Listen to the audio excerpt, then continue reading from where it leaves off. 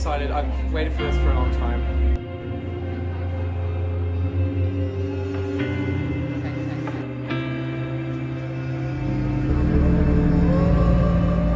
Calum Agnew is on the line. How's it going, Calum?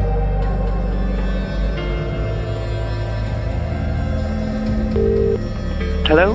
Mr. Calum Agnew, is it? Calum Agnew from Dooley has been on the tear in the musical sense, quickly becoming one of the most recognisable voices in Irish soul pop.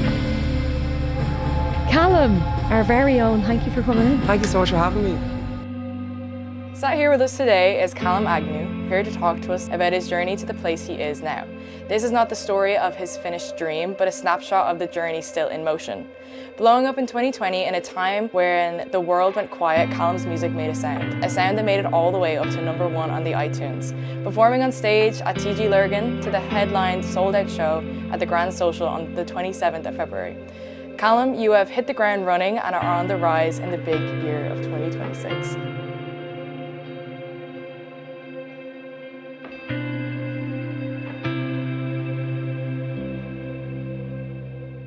Welcome to my documentary. Thank you so much for having me. I'm just going to be running through some questions with you today. So firstly, I know you started singing when you were 9 and you wrote songs in Gaeilge and English. And I just wanted to get a little bit of an insight from the beginning. How does a 9-year-old you approach music? I think when I was 9, I think I remember hearing a song on the radio.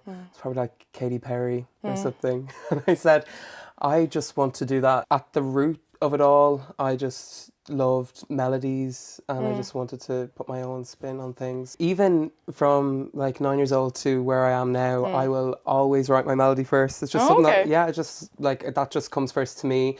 And then I'll be kind of singing through the melody, trying to feel like what way it made me feel. For the most part, I definitely write my melodies first, and 9-year-old Calum definitely did. When you were more younger in your years, you did write a lot more in Gaeilge. Do you think it was more because you grew up in schools that really pushed the Irish language, or is it something that came from you? No, you know what? I actually couldn't speak Irish at all until, like, I literally couldn't, until I went to Cláiste Lurgan when I was 14. But I remember being in the hall, hearing all these people with Connemara accents talking to me. I actually was like, I don't know how I'm going to last these next 3 weeks. Like, God help me. But then, give me 2 weeks. I had a guitar and I was singing. Stage. I was singing in Irish. I don't know how that happened. I think that was a really good push for me, and especially with Cláiste Lurgan, they have such a good, amazing facilities to like get young artists involved with the language and involved with music as well. So that really pushed me, and it gave me a grow for the language as well. That kind of inspired me to keep on going with things as well. Growing up in a small village like Dooley, I think with trying to like grow yourself in a dream so big in a place so small, I'm curious to know how you approach that in a way where with writing, with producing. So over lockdown I produced a song called Crazy. It's actually deleted now. Is it? It's on deleted. iTunes? Yeah, Or it's not deleted on YouTube? Yeah, well, that's going to happen then. Over lockdown and kind of wanting to just be in a bigger city, meet more musicians. When you're growing up somewhere that's small, which is great. I go back home and I always feel inspired when I'm going back to Dundee because I can write songs on my piano and it's where I grew up and I just feel inspired in that sense. But I think I always just wanted to be in a bigger city or with a bigger circle of musicians around me. As a queer artist, have you found any difficulty trying to push yourself through there, or has everything been kind of quite nice? I think, and honestly, it's been quite nice. I think the Dublin music scene is very accepting and we're all very supportive in the music scene, especially in Dublin. I think everyone is quite accepting of my music, thankfully. In March 2024, you won the New Local Hero Award. How did that feel? Because when you're trying to get to your dream, do you feel like these achievements are like milestones to you? Do you think they drive you? Oh, for sure. Like, I think it's so hard to keep yourself motivated as a musician, as an independent musician. That was a great milestone for me, and it really helped me kind of take the next step in my career for sure. Like being able to record any more through Ruby Works was an amazing experience, and thanks to my band as well on the day. Like it was a whole kind of, there was a lot of people collaborating. It wasn't just me, but You're the face of the operation. I'll truly. take the credit. Of course, hey, it's but- your name on the Yeah, board. but I'm really grateful for that experience for sure. You said in an interview Yeah. that when you go on stage, you tell yourself that you want to be here for the rest of your life. And I got the honor to be with you before and after stage. How does that feel to be there? And the moment you're standing on stage and the moment that you open, how does that feel? I think, you know, everyone can get nervous before performing, and then when you're on stage, I just say, like, you worked hard to just be here, and this is what you've been waiting for, and just enjoy yourself, to be honest, and you can put everything else past you, you know, all the anxieties, like, on the day, and then thankfully it's sold out. And just seeing people actually being there who just want to listen to your music, I think that really just motivated me to have a good time that night, because that's all I've ever wanted, really, as a musician, just for people to just want to listen to me and what I've written and created. Yeah, so. No, I heard a quote that I think maybe kind of could resonate with you, which is the price of your dream is embarrassment. And I think, yeah. How do you deal with being embarrassing and breaking the stigma of being on social media, you know, like... Yeah, I guess trying to sell yourself on social media is constantly embarrassing.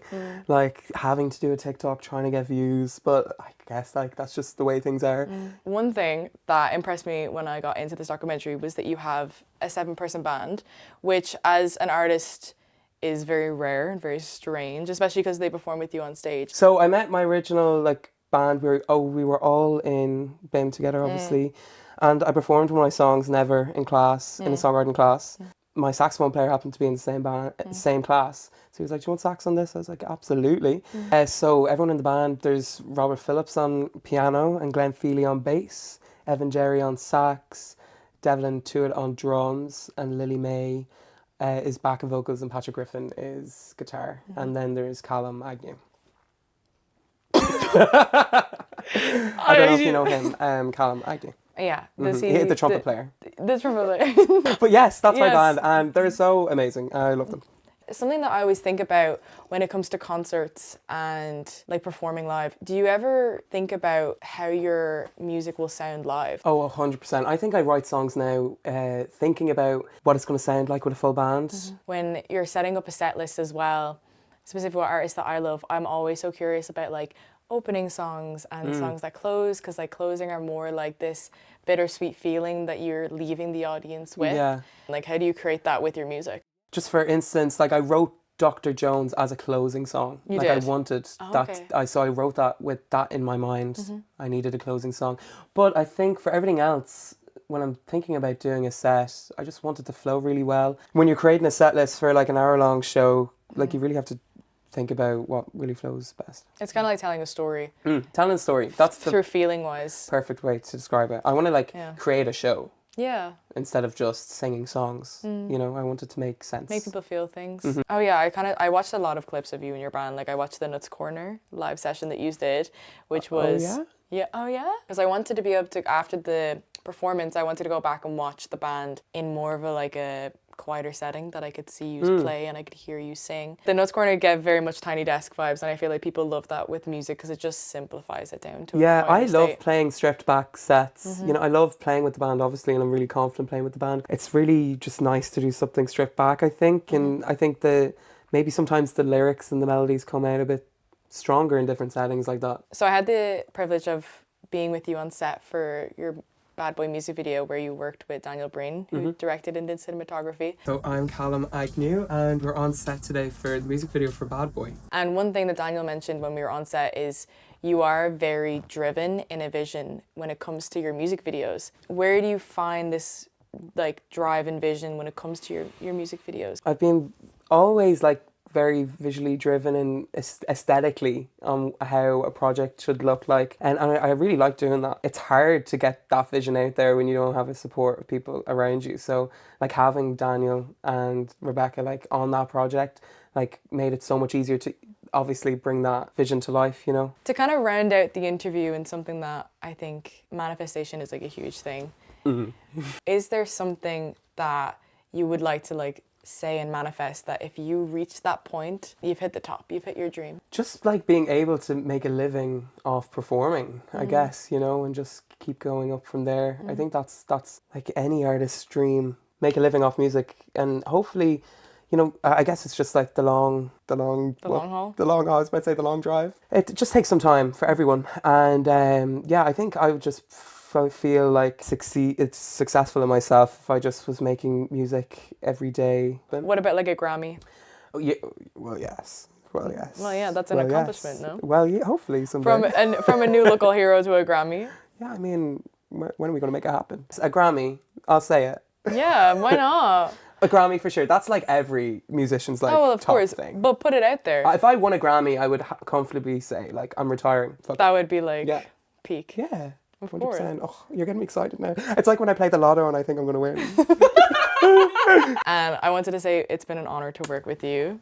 Thank you. And been able to let me follow you for the past couple of months. I have such an amazing little like team. Well, I call them a team, but like they really just help me out. Like I don't know what they're getting out of this at the moment, but it's so nice, everyone involved, and thank you so much for even want to do this with me. Like I'm so honoured.